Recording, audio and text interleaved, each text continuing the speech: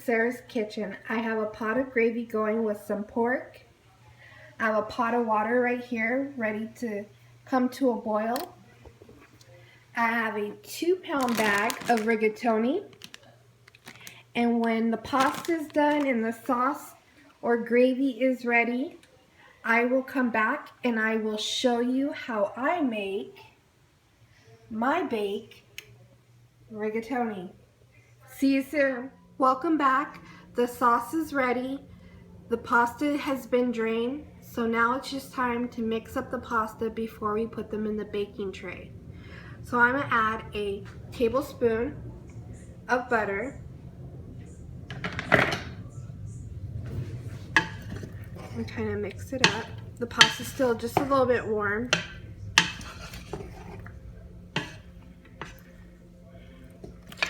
Now mind you, this would be enough to feed,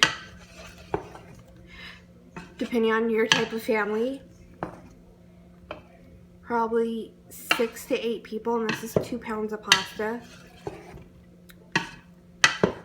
But this is just for me and my husband, so I will actually be breaking this up into 4 different dinners, maybe 5.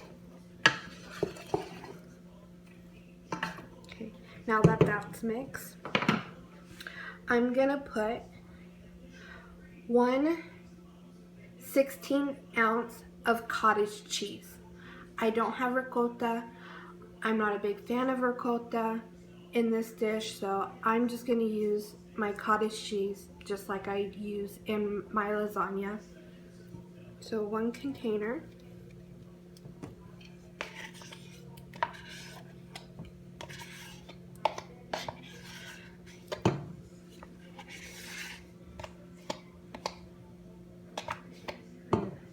Yum. And then I also have 4 cups of mozzarella cheese.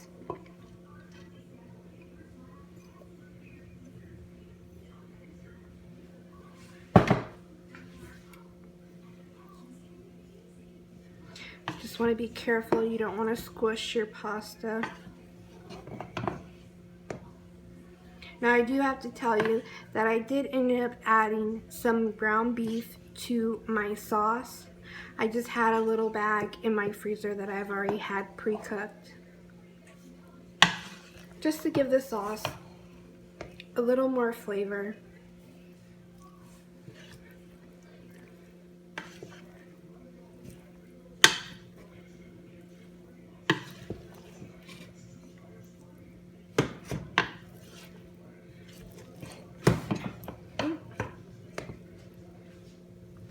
My dog will get that. I'm actually surprised he's not in the kitchen. Get underneath. Now that everything looks pretty good and well combined, we will start adding a little bit of sauce at a time. Get this pot over.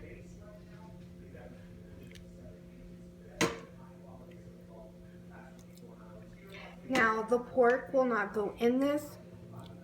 I'm going to serve the pork on the side.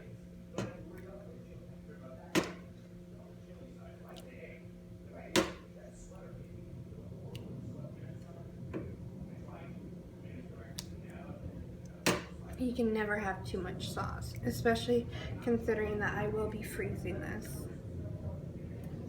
No one likes dry pasta.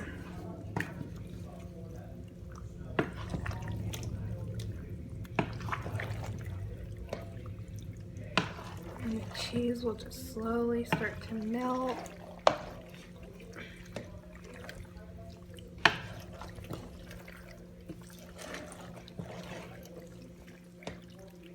Now, if you seasoned your pot of water heavy with salt, you want your water to be like the sea. That's the only time you have to flavor your pasta. And if you have a good sauce recipe, or I know certain people aren't a fan of jar, but if you do have your favorite jar, you can always add more seasoning to it unless you think it's perfect. And even let that slow cook on the stove with some meat. Some people don't even notice the difference.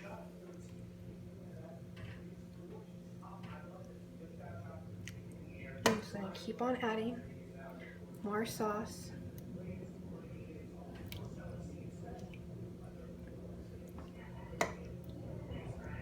And now you also want to keep some of the sauce because you can keep the stove on low with the pork in it, but you're also going to need some sauce to pour over the top.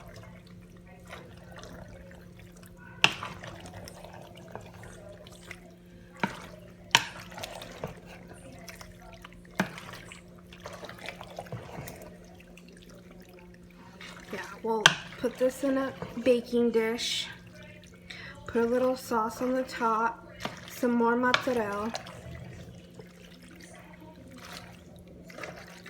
maybe some Parmesan, and then a little bit of Italian spice on top, and this will be good. The pasta, or the sauce with the pasta, is almost to my liking.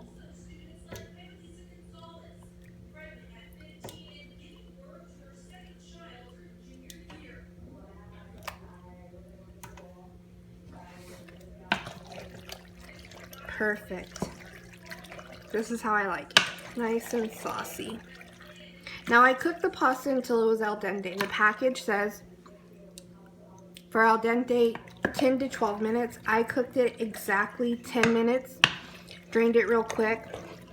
Cooled it down because I wanted to stop the cooking process.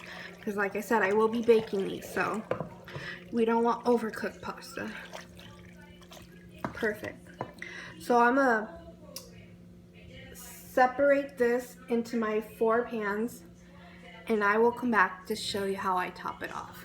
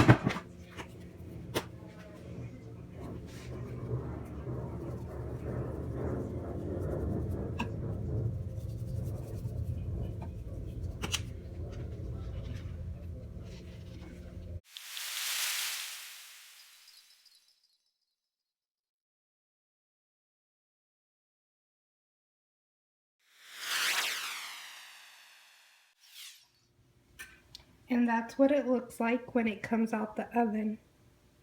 I hope your family enjoys it. I know mine will. So until next time, I'll see you in Sarah's kitchen.